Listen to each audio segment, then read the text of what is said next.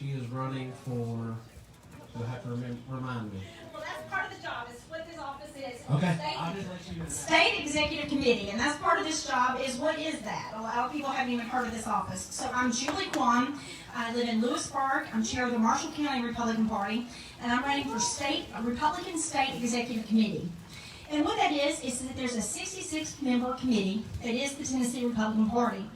And I know, as chair of the party in Marshall County, I sometimes get basically customer service, like, oh, what's the Republican Party doing? And, and pros and cons. And so you actually have a voice, a strong voice, in the Republican Party of Tennessee, because you elect us directly at the ballot box on August 4 for early voting.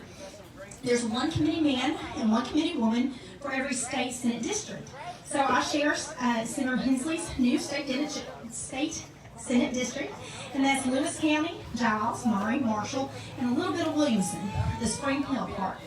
And so what I would be is to represent you at the Tennessee Republican Party. One of the things we get to do is elect our RNC people. We have 3 RNC people from Tennessee. So when you elect me, you also get to influence who goes to the RNC from Tennessee. And then we meet 4 times a year and serve on committees.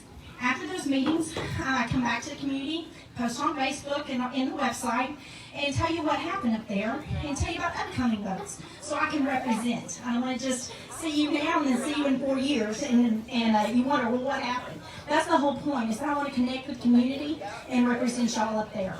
And again, my name is Julie Kwan. I was born in Tennessee, so how did I get a last name of Kwan, right? I've had people ask me about that. So my daddy's name is Ferguson. Ferguson's a good Tennessee name.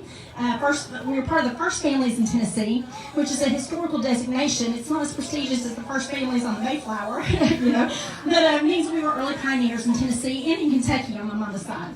So James, Bibles in East Tennessee, Ferguson's, McCown's and Kelly's up in Kentucky. And but my husband escaped Saigon when Saigon fell in Vietnam. Well, he was 3, so he didn't do the escaping, but his parents did. And he's grown up here.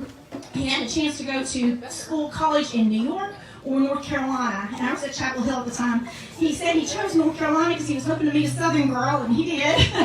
So we've been married about 25 years. I'm a homeschool mom, and I got involved in 2016 for the first time beyond voting and just being informed on the issues, because it had gotten so serious. And that's how we felt when President Trump ran in the primary, that he would address the border and he would address the Second Amendment issues.